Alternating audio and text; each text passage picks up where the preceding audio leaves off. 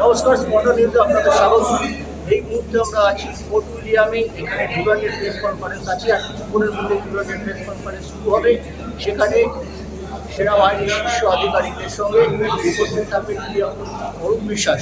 কিন্তু তার আগে মোহনবাগান এসজির তরফ থেকে একটা বড় রকম ঘোষণা করা হয়েছে। মোহনবাগান এসজি আজকে জানিয়ে দিল তাদের কোচিং স্টাফদের নাম। 9 জনের এই কোচিং স্টাফ। আমরা সবাই জানি এই কোচিং স্টাফদের হেড কোচ বা চিফ কোচ হচ্ছেন মলিনা। তাকে নতুন করে পরিচয় করে দেওয়ার কেউ নেই। কিন্তু তার সঙ্গে ইগর তাসফেস্কি, তিনি সার্বিয়ার ডিফেন্ডার ছিলেন, তিনি কিন্তু সহকারী কোচ হয়েছেন।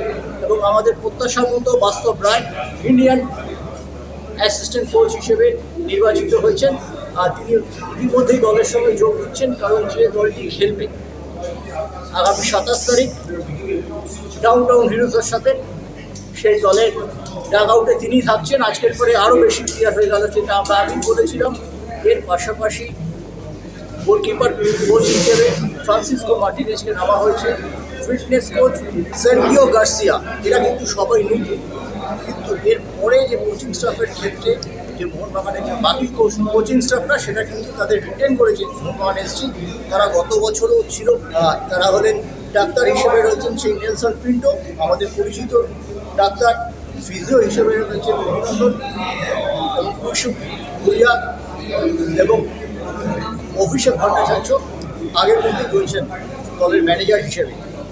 অভিনন্দন একটা সময় সঞ্জয় সেনের আমলে মোহনবাগান অ্যাথলেটিক ক্লাবেরও ফিজিও হিসেবে কাজ করেছেন। এর পাশাপাশি আরও একটা বড় খবর হচ্ছে টম আলফ্রেড, তিনি কিন্তু সবে এসে গিয়েছেন। 27 তারিখ তিনি না খেললেও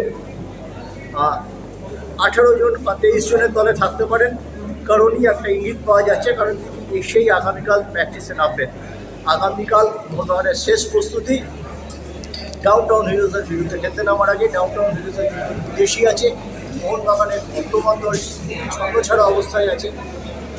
বাস্তবে ছোঁয়ায় এই দলটি নতুন করে ঘুরে দাঁড়াতে পারে কিনা ডুরান্ডের প্রথম ম্যাচে, সেদিকে আমাদের নজর থাকবে। কারণ ডুরান্ডের প্রথম দুটি ম্যাচ যে মূলত এই দলটি খেলতে দেখা যাবে। 18 দিন থেকে 20 দিন প্র্যাকটিসের পর 18ই আগস্ট ডার্বিতে মোহনবাগানের যে সিনিয়র দল, সমাজে সজ্জিত সিনিয়র দল খেলতে নামবে। এই পাশাপাশি মোহনবাগান এসি তরফে জানানো হয়েছে মলিনা সকাল 9টায় মোহনবাগান দিবসে প্র্যাকটিস শুরু করবেন। তিনি 28 তারিখ আসছেন।